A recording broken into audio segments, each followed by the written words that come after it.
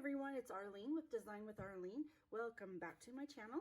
Today's card I have for you is this fun one. It is made with some of the designer series paper. This is called the Lily Impressions, and it actually is in the Sale-a-bration catalog, which is these are all items that you can earn for free. So with a $50 order, you can get this paper absolutely free. I've also texturized it a little bit with an embossing folder and a sanding block, and I will be showing you that here in this video in a little bit. So let's go ahead and get started, and I will show you the products that I've used. Okay, the base of my card is going to be a piece of pear pizzazz. I also have a piece of melon mambo and some crushed curry. This is, I've cut this 8.5 by 11, and then I cut it in half and I scored it in the middle. So it's going to be opening up from the top.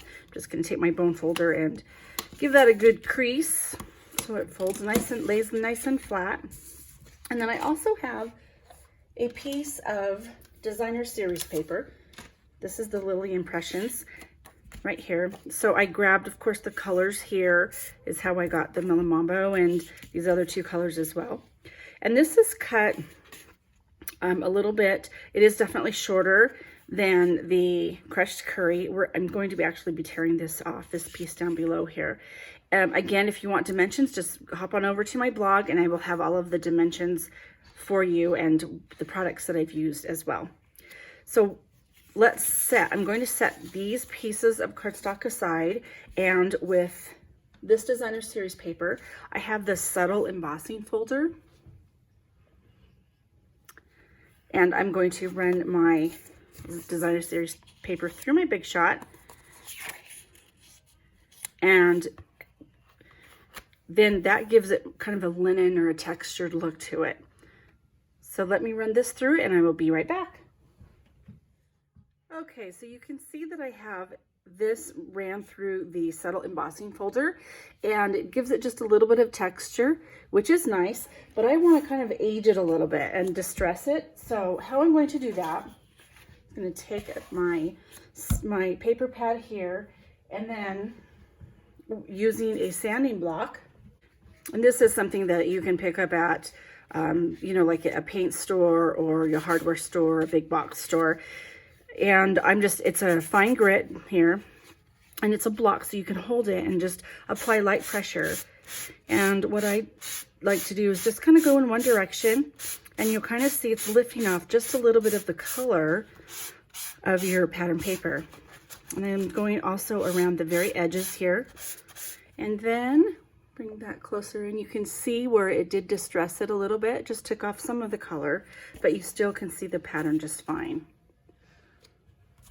And then I'm going to just go ahead and glue it on down to my piece of crushed curry.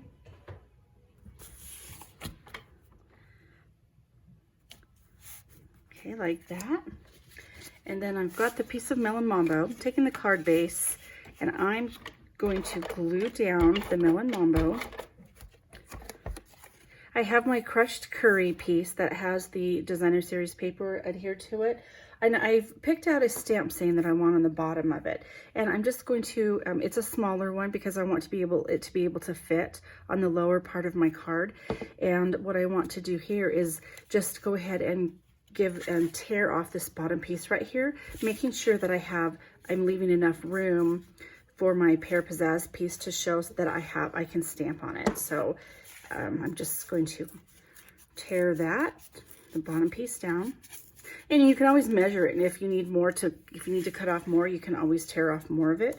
But that right there is plenty of room there, so that's great. All right, and then I also have some baker's twine, and this is from the Tags and Accessories kit that is in the annual catalog. I just wrapped it around. I wrapped it around a couple times here.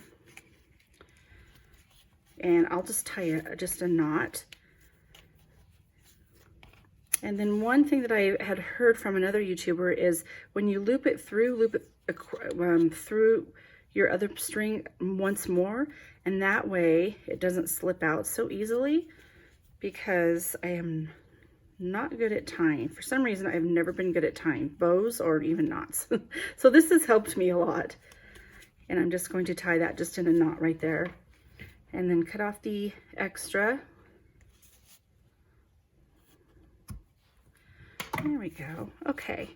And then I think I'm going to add some Stampin' Dimensionals to adhere that onto the card.